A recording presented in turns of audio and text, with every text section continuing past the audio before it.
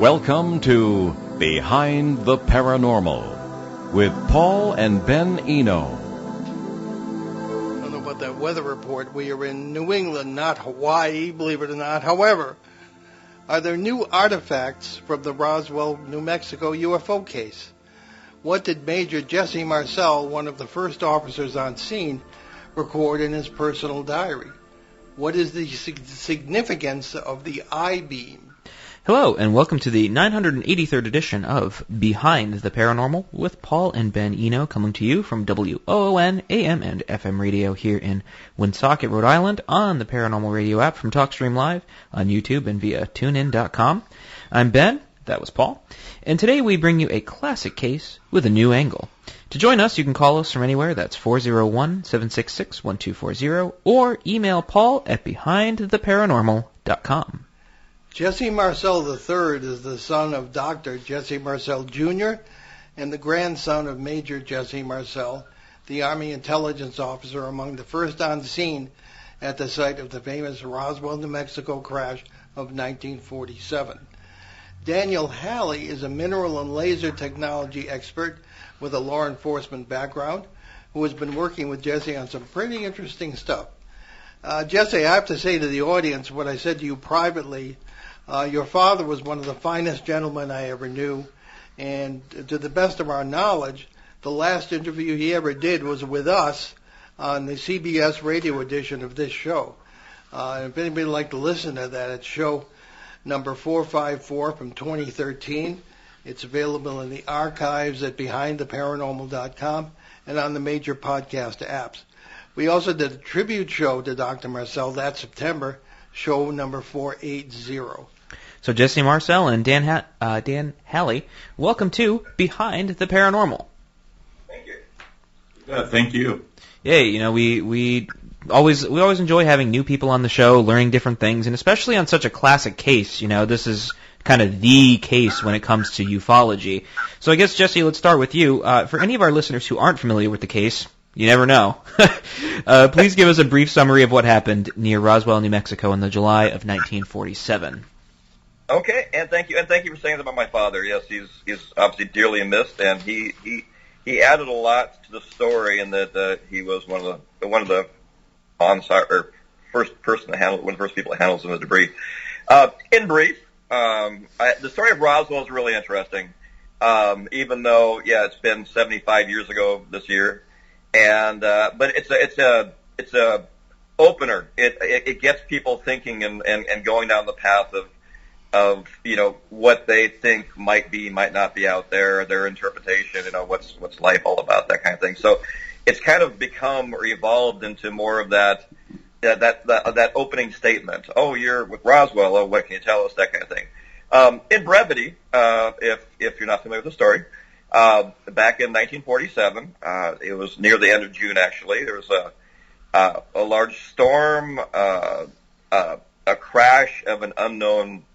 It's been described by my grandfather as some kind of a craft not built by human hands, not made by human hands, to a weather balloon. Those kind of things. There's a large number of stories about what it could be or what it couldn't be.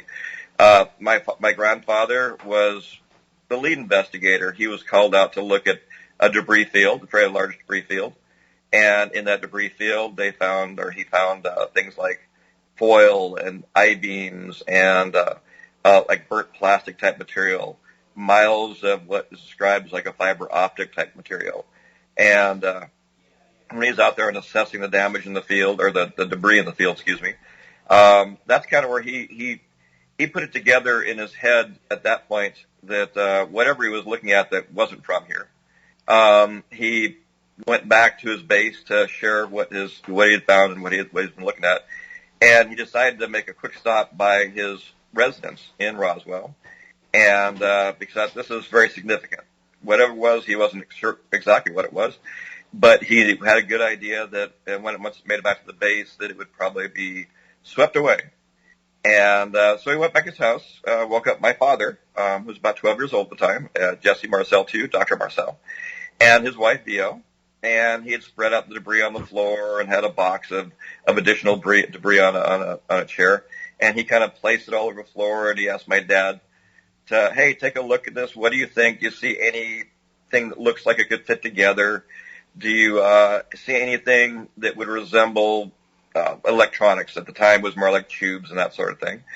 And my father said, no. It just basically was interesting. It was a bunch of junk. But my father was a little beam. There was a lot of these like beams that had an eye cross section, anywhere from like 4 inches with them, to maybe several feet in length. And he brought one little piece over a kitchen light over the sink, and noticed if you looked at an angle, then these symbols would appear. And my grandfather said, hey, maybe you're the first one to look at this alien language. And one thing that was interesting in that conversation that my father has talked about is that they started referring to it as a flying saucer. Well, flying saucer was a new term. My father hadn't heard of it as a child. At that point, it was new. And it was related to basically another story here in the state of Washington where I'm at. And anyway, they looked through it, couldn't determine what it was. It was fascinating. And that my grandfather would end up by collecting that debris, bring it back to the base, sharing it with his boss, and that's where everything it started and ended. There's a famous newspaper article that was written while he was out in the debris field, out looking at the things. I was saying they had found a UFO, and they were bringing it back to a hangar, and that was quickly dismissed. The world took great notice in it. And after that, my grandfather and some of the people he worked with, went to some kind of a meeting. They went away for about 10 days, came back. My grandfather met with my father and his wife and said, this was a non-event. What I showed you did not happen. None of this happened, and you're not to speak of it again. And, and Brett, that's kind of what happened. This, whatever it was that crashed out there in the desert, which my grandfather very strongly said was not made by human hands, was kind of the beginning of the Roswell story. Okay. Dan, would you like to add to that? Yeah, you bet. With my background, I'm a homicide detective or retired homicide detective. I work in forensic art, skull reconstruction, different things, scientific content analysis of language. And after getting to know Jesse and understanding the story, it was really interesting to take a look at the behaviors of what occurred at that time. And when you look at what were the behaviors of the government response, I think it's pretty telling. Had it been just a weather balloon, which is the narrative essentially adopted by the military at that time, why did the military send the resources that they sent, and why did they respond in the way that they did? So I think that action deserves a deeper dive into, why were they doing what they were doing? And then you look at the behaviors of Major Marcel. You look at an individual that was the head of intelligence in that area. You look at what that area was doing at that time. I mean, all of our critical atomic weapons research was there in Roswell. So this is an individual that was trusted. And he was also a very dedicated officer.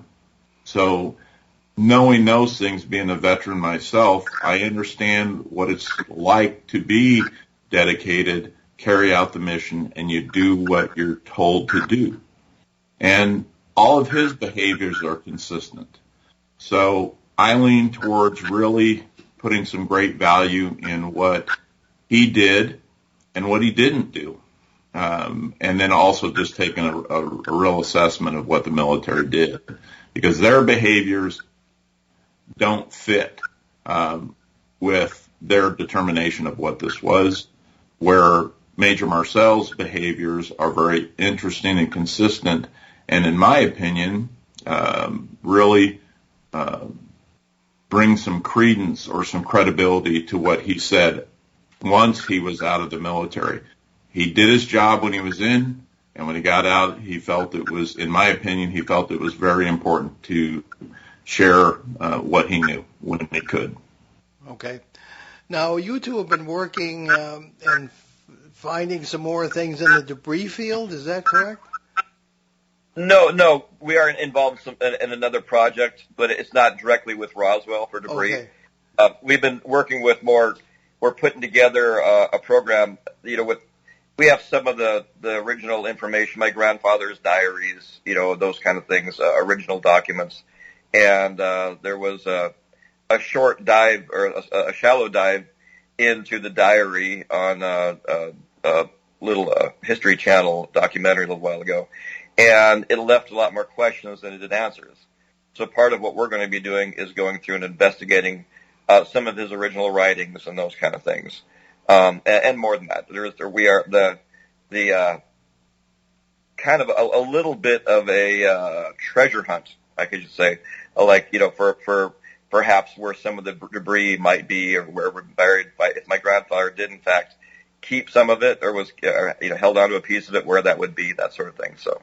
But no, not directly with the Roswell event. Okay. How well did you know your grandfather? I was lucky enough. My brother and sister, we spent a number of summers down in Houma. We were living in Montana, and my grandfather loved fishing, and his house was butted up against a bayou. So we would go back and fish behind his house, and that's where I really got to know the man. And more about Roswell and his feelings and personality and how the whole thing fit together. So with his diary, with having been around him, your early life and such, is there anything in the diary that he never really divulged to you? Anything that you found that was surprising? Anything in there that may have lended some sort of theories or anything like that kind of went along with the event? The only thing that it has been kind of spelled out is the diary was a bunch of quotes, and that kind of thing was kind of interesting. Sonnets, you name it. And this is not through me, but when it was being investigated, they were looking at things like everything from pen pressure to how the loops on letters changed. And there was a dynamic change in the lettering and the way it was written right in the area of when the July of 1947 event happened, when the Roswell event happened. And it changed significantly during that period. And then it went back to another handwriting. It looks or appears that there might have been numerous people that wrote in this document, but it is a good mystery, and we're trying to figure it out. Some of the people investigating determined there was some kind of code in it. It wasn't as simple as they thought it could be. So we're going to be opening that up and trying to figure it out ourselves. Code for what? Good question. It's, here you have somebody who's an intelligence officer working with other intelligence officers.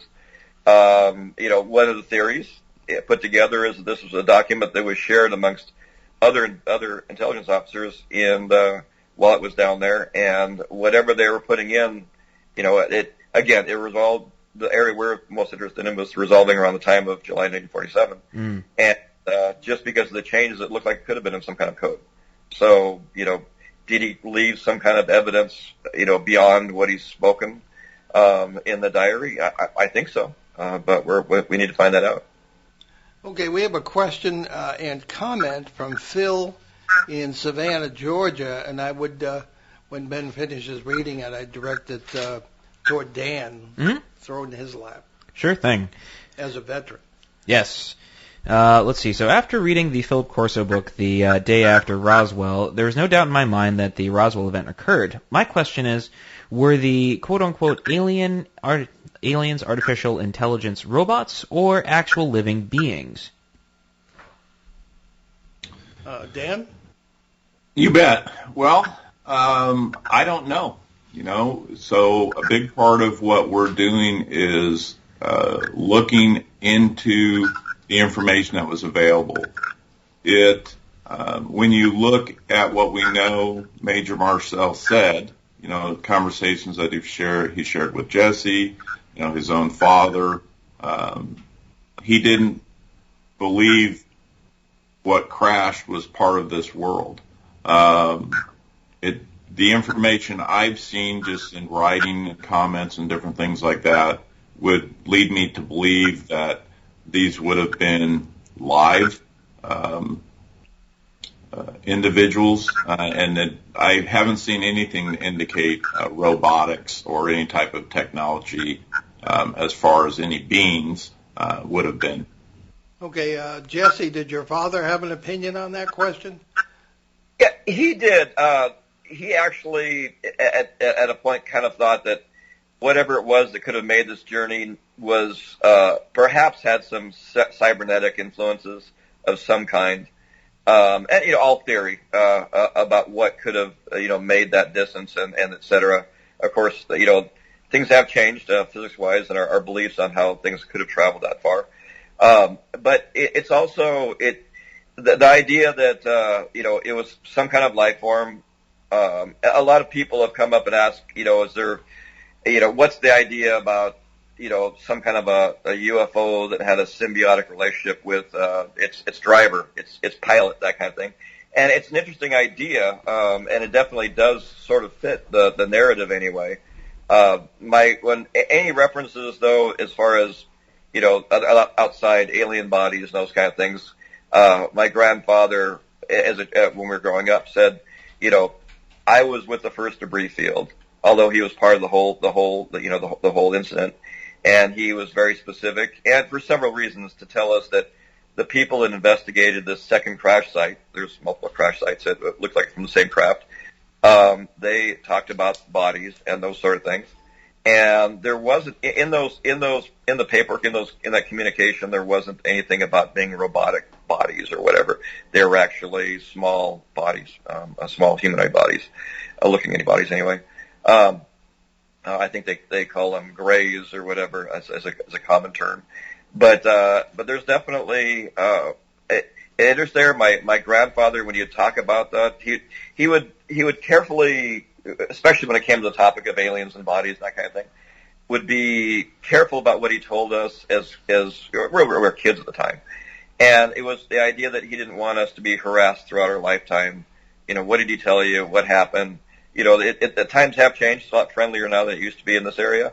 But there was definitely, as far as, what these were, what they weren't. And, definitely it looked like there was some kind of kind of in my opinion, and the assumption, the assimilation of all the data, that there were some kind of bodies and that they were definitely more, they're more, they weren't so much robots. There was a great deal of interest, certainly, in this subject of AI and this sort of thing. And 2 weeks ago, as an example, we had Dr. John Bickerstaff and Danielle Silverman from the UK, who were associates of the late Nigel Kerner, whose leading theory was that these grays are biomechanical or something of that kind. So right along the same lines. And it was a good interview, but what was so special about that show, I don't know, because all of a sudden in the Castos statistics, that's one of the several distributors of the audio recording of the show to the podcast apps, there was a huge spike, 14,000 people listening at one time. I mean, that's great. But, usually we have maybe 300 to 1,000 people listening to the show at any one time. But people, I guess, are very interested in that subject. So we have a comment also from regarding Colonel Corso's book, The Day After Roswell. We do, and Phil continues. As a former Navy man, I have mixed feelings about the Corso book. He was sharing classified information, a major transgression. Do you have any opinion about this? I noticed he translated shortly after the book came out. Coincidence? Translation is our word for death. We don't believe in death. So anyway, that's us. So Jesse or Dan? I can refer to what my father said about the Philip Corso book. The book it went through several hands before being published. There was the father who had some information, obviously related to the subject matter. His son then apparently kind of made it, enhanced that information, and then the publisher rewrote it for sales. So my father.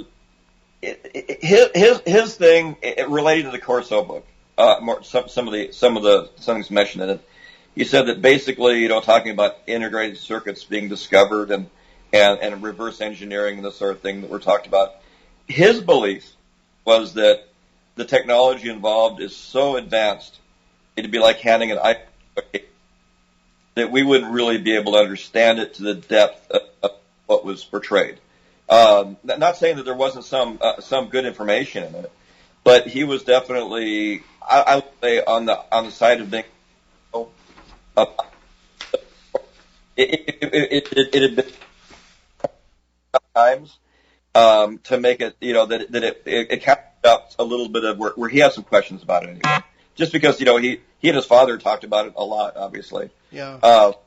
And it just didn't follow along a lot of what my grandfather knew and my father would have understood. So not saying that there, something to it, definitely. But he was just saying, just be, he fell on the side of skepticism when it came to that book. Okay. Dan, you're a veteran. What say you? Well, anytime you're dealing with classified information, I think it's absolutely critical that people protect classified information. But that being said, I think when people that have knowledge of classified information, if they're sharing their opinion and stick to their opinion without divulging any specifics, content, or sharing classified documents, I don't have an issue with that. And I see a lot of this as being opinion or theory that is built on the foundation of information that they're aware of. I just think anybody needs to be careful with that type of information. But you consistently see, from Major Marcel and those involved, I think the protection of classified information was important to all of them, because everything they've discussed has really been based upon kind of their feelings and their opinions of what was occurring. You bring up a really, really good point, Dan, and I think one of the sort of major sort of this is going to sound like a very odd word to use for it, but we'll call it a theme in sort of ufology, is this idea of people writing these big tell-all, books of classified information. Like, I was there, I know the classified stuff, here's the information, and it sounds too good to be true for a lot of it, honestly. And it's kind of like, okay, well, if you did have access to classified information, why are you divulging it? There's sort of that part of you that's like, oh, that's really cool, I really want to read this, I want to get into it, I want to dig in and see what the secrets are, but then it's like, how can you really trust it if someone has a clearance, Because usually if you have a clearance, you don't just go around blabbing everything, you know what I mean? Well, the same thing struck me, too, as a former Coast Guardsman who had a clearance and wasn't very high, but, he had to deal with stuff. It struck me as very odd that Colonel Corso would release that. And now when that is done, a kind of book like that is published, it usually means he has permission from somebody, some agency, to release whatever's in there, or to jumble whatever the truth is and put it in the book. All right, because that security oath never goes away, whether you're in the service or not. So that was my first impression, was the same as Phil's when it comes to that.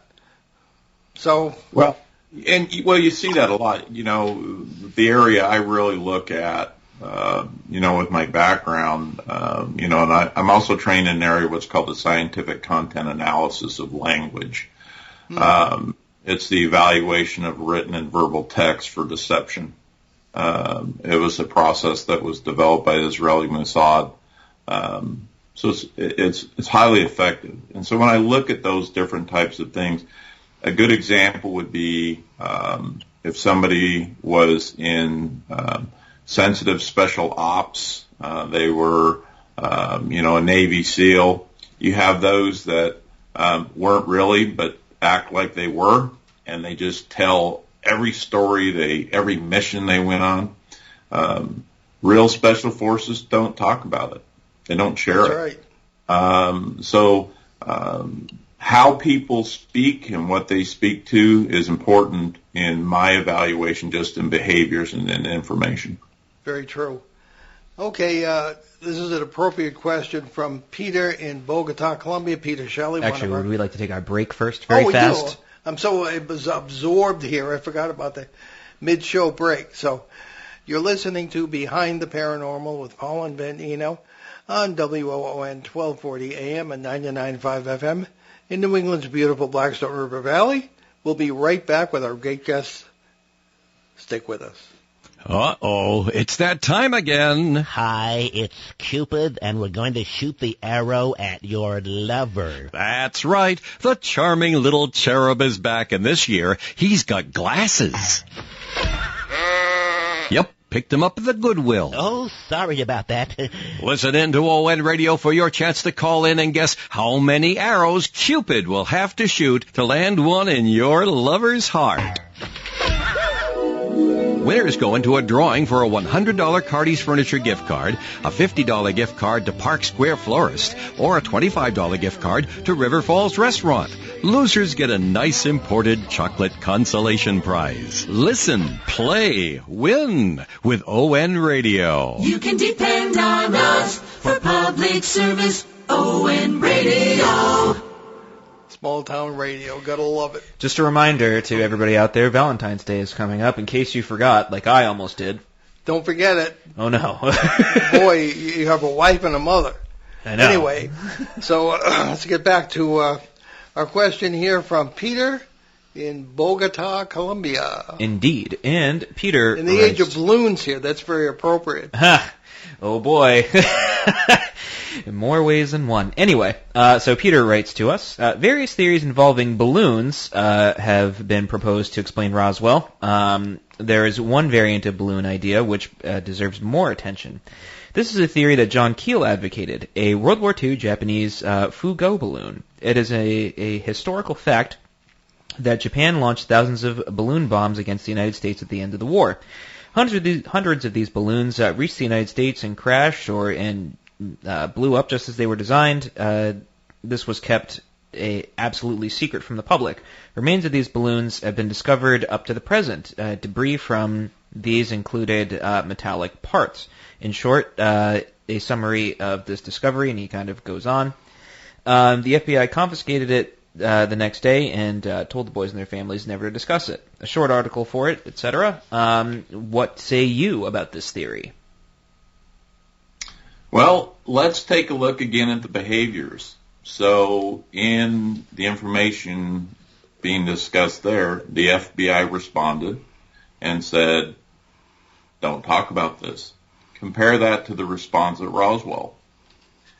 Significant military response, not only in the number that responded, but in expenses and resources to secure the sites, to move the materials. Those are pretty significant differences.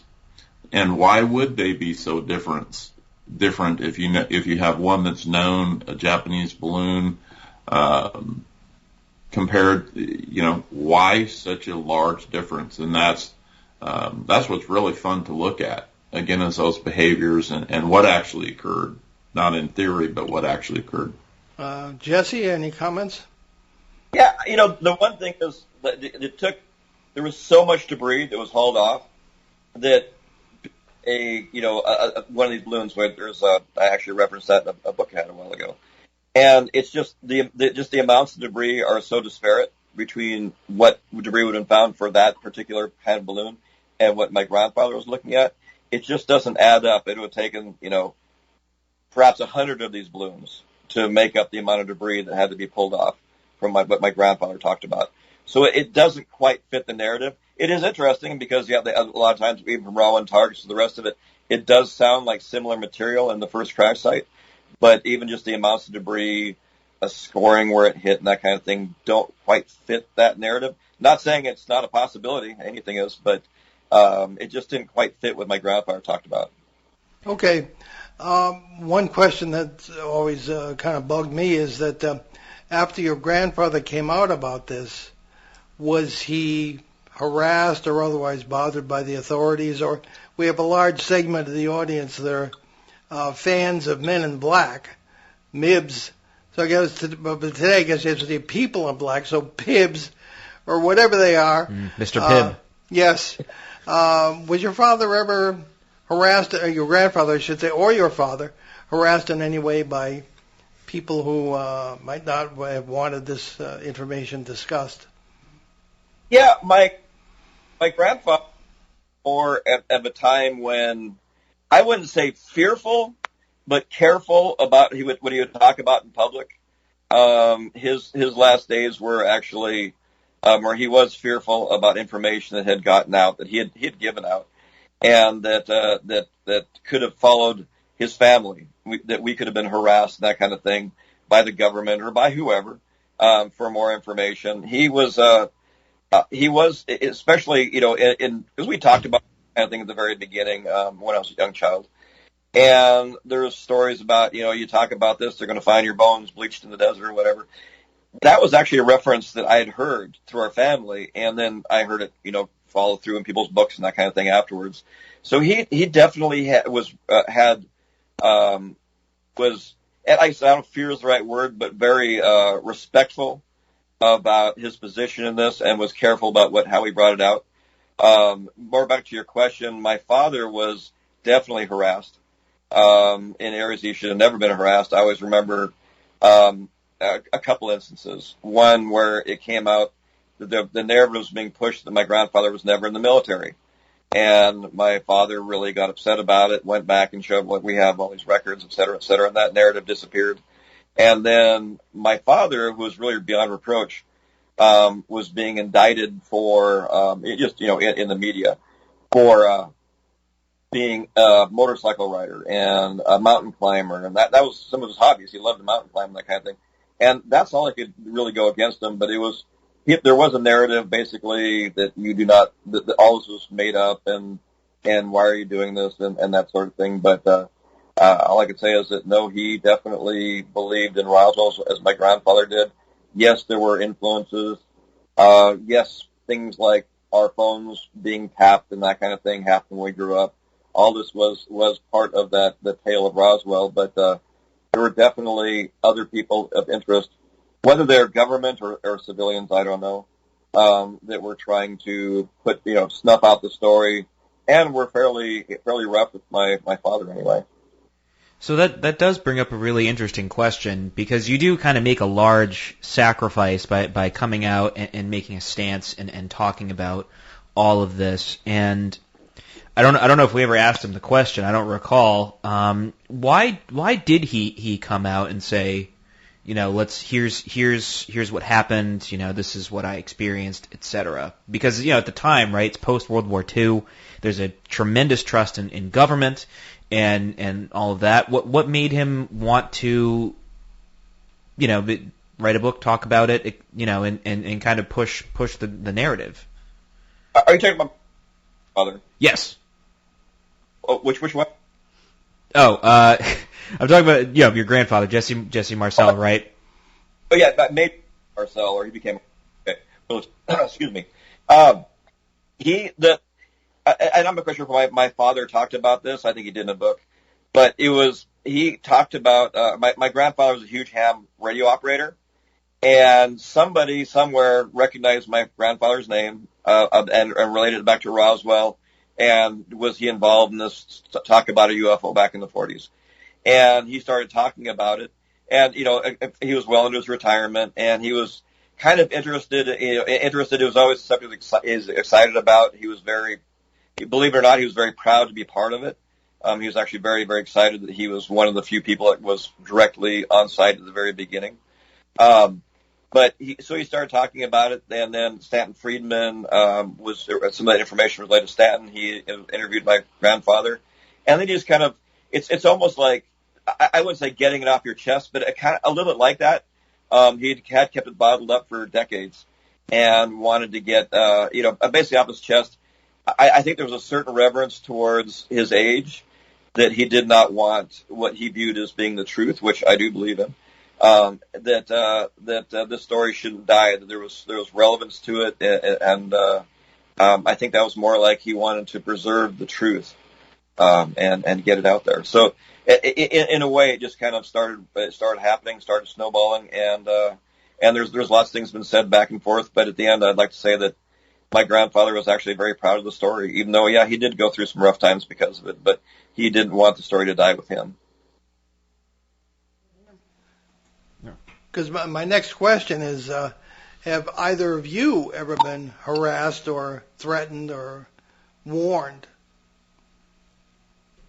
Well, in my career, yes, but not related to this. Okay. I guess that's fair, yeah. Yeah, the caveat is related to this, Jesse.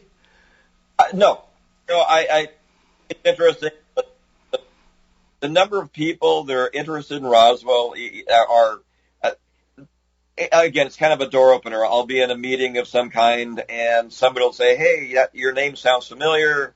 I say, "Yeah, that was my grandfather. That was my father." And then they start talking about their stories and what they've learned and what they understand, or even that relates out to in a governments in different countries where they come back and they want to talk and say, "Hey, we have something that was strange. What do you think of that? Can you compare that to Roswell?"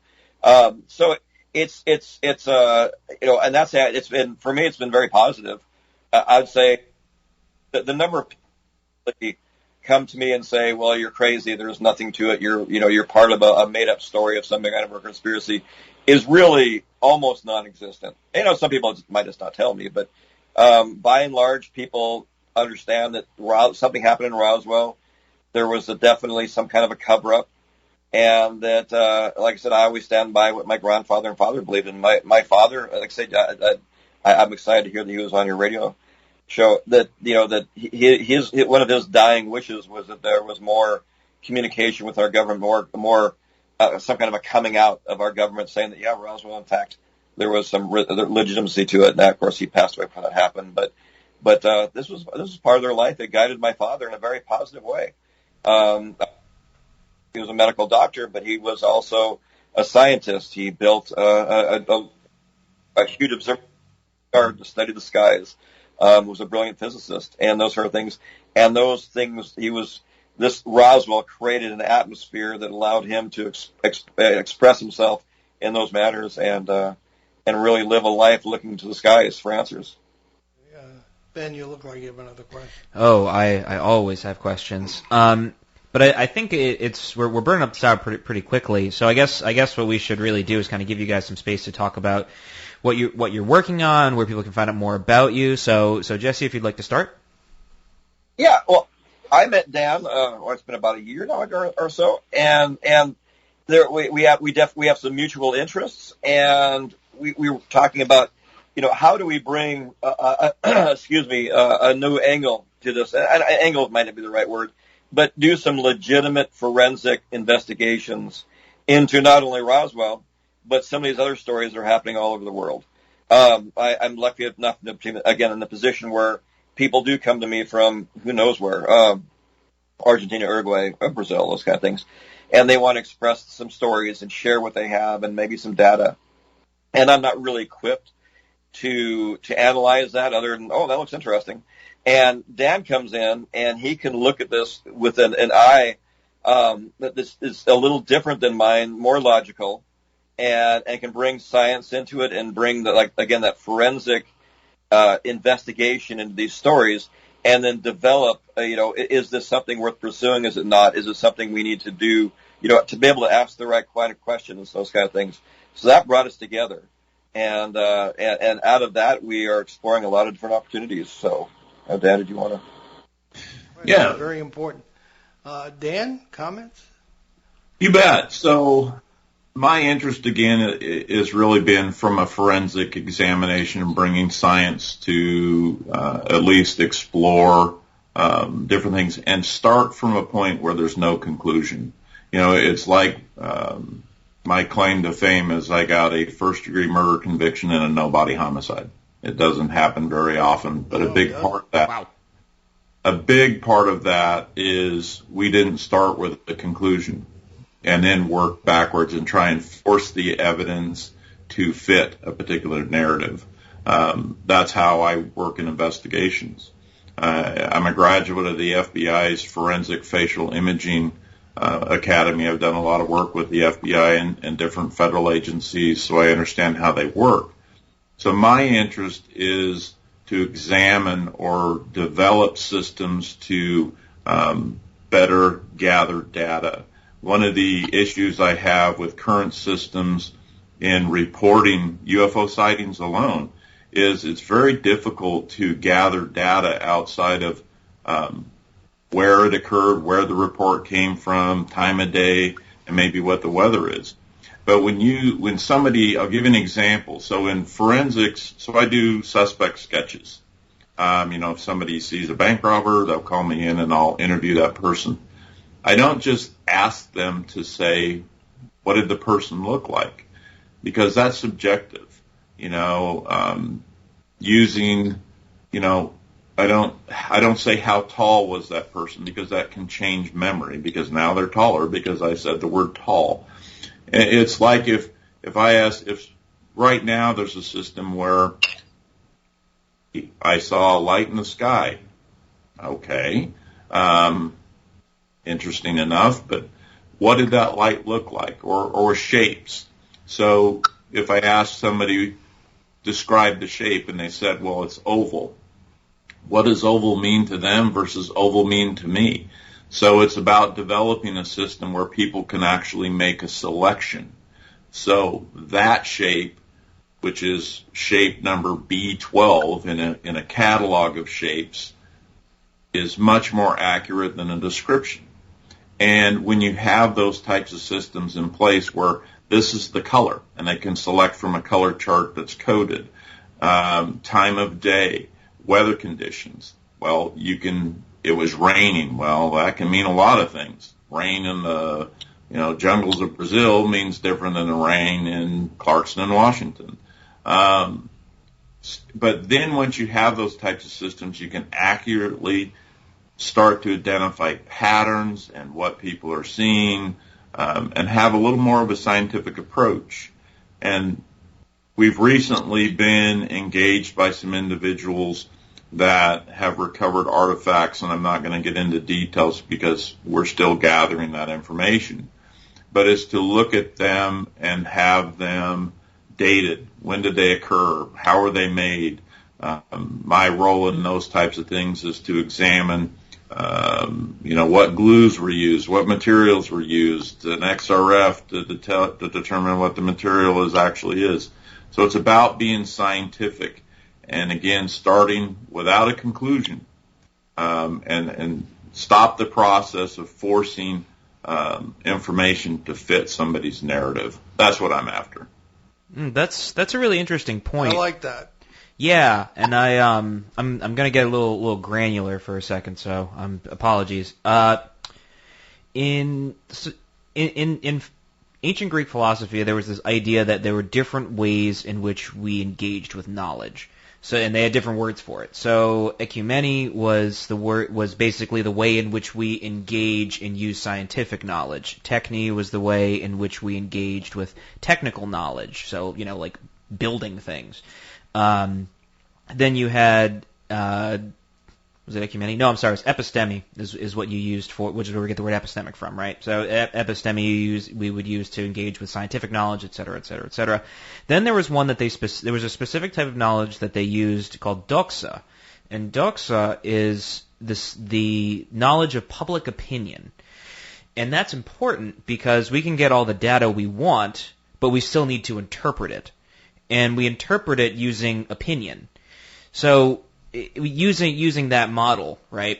I've found that one of the really interesting sort of, I don't want to say problem, it's not a problem, we'll call it a trait. A trait of ufology is the end point is always something to the effect of there's something that's coming from outer space that's coming here. And so if we go with that basic sentence, is there a way to make that more scientific? Oh, absolutely, I believe there is. And it just has to do with exactly like the system I was talking about, to where we can evaluate and develop patterns and information that's being reported. you can move it to much more of a scientific approach. Because once you start to develop patterns, you can start, you have a better opportunity to determine what's causing these sightings. You know, what else is going on? What do we know? Is there a weather anomaly that's going to create a certain visual in the sky? We know those things can occur. I mean, you just look at the northern lights. But it's so critical to gather clean data instead of modified data. And again, that'll come back to what people see, because even when somebody sees something and they're excited and there's adrenaline and there's different things that occur, how you interview that person and gather information is critical, because you can taint memory. If I wanted to and had a nefarious reason to do so, if I went and interviewed somebody that actually saw a bank robber and they initially said, oh, they were short, they were heavyset, they were Hispanic or whatever, white male, whatever you get into, if I wanted to, I could make them believe they saw a tall person that looked like this. Because it's very easy to modify or interfere with memory, particularly when it occurs when it's an excited event or a trauma event. And it's so important to develop those clean sources of gathering data that, in my opinion, in ufology world, don't exist. That's a really good point. There's a really great friend of ours, Father Anthony Perkins, who was been on the show. He's been on the show actually, but his whole thing is he has a PhD in political science and also was a warrant officer in military intelligence. And I remember one time I was talking with him, and he made this really interesting point, because he was like, the paranormal is really interesting because it shows this principle that we have, that we always try to connect the dots. And we have these data points, right? So you're walking through a cemetery, and you hear the leaves rustle. And the only data point you have is that the leaves rustled, and you're in a cemetery, and you think, oh, there's a ghost behind me, or there's someone else here. And you start to put this story together with these very small points of data, but really all you have is leaves moving, and you're in a cemetery, and it's windy. That's really all you have going on. And I think it's really important that we realize how little data we have to work with. And it's you're right, it's hard to get clean data because, it's a subjective experience of some sort of objective reality that we can't quite get our heads around. And the real thing is, we work with what we have, but is there any more we can kind of get out of it besides, like you said, weather conditions, if there happen to be any planes going overhead at that time, if you check out flight logs or anything like that, what's sort of the next step? How do we create that other sort of tier of data?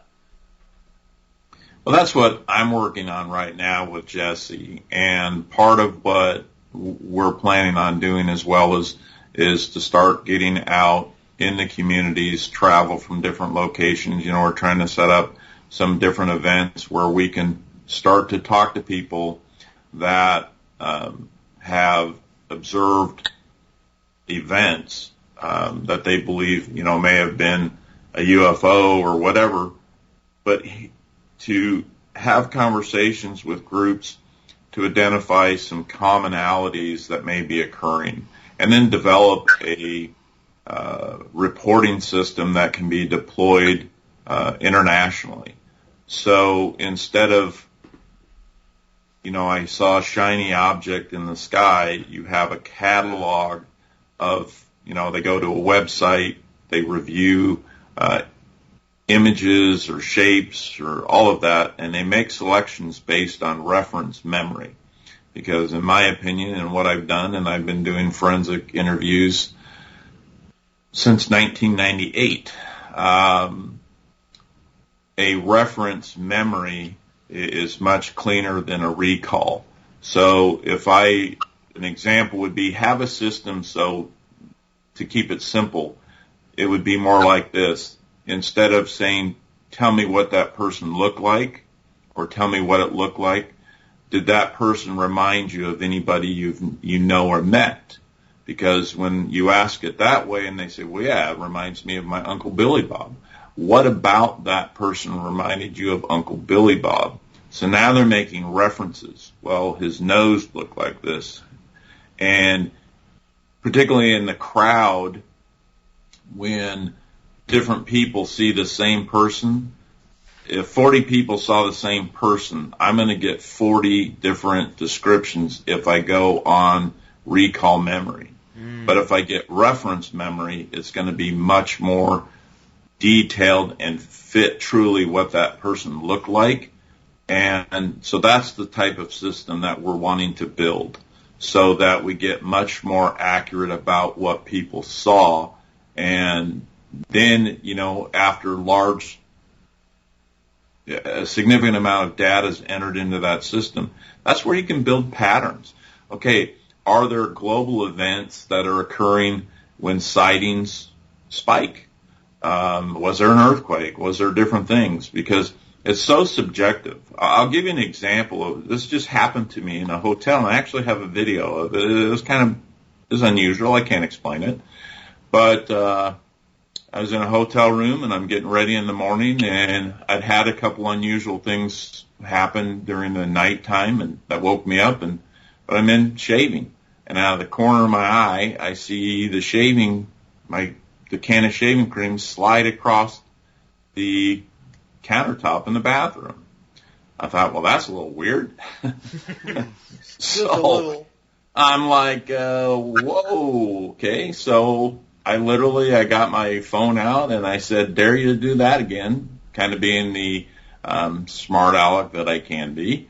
And lo and behold, it slides across the counter, and I have it on video. So what could be my initial, oh my gosh, there's a ghost in here. I don't know if there's a ghost in there. What are their vibrations within the facility? Was there an earthquake? Is there some magnetic component to the material that the countertop's built on? It's real easy because I've shown it to a lot of people. Man, their first thing is, that's a haunted hotel room. I don't know that. I could certainly build the narrative to make anybody believe that's the case, but I'd much rather figure out, why did it really move across the counter? I love that. Jesse, we have about 30 seconds. Final thought? Just exciting. I think this relationship they're building with Dan is going to take a new look at some information, develop a new way to look what's going on. And I do, on a larger sense, when you went back to the communications of, in Egyptology and that kind of thing, is that science and some of these theories are starting to come together. It's more a matter of technology, if there's anything, how we've been visited, those sort of things.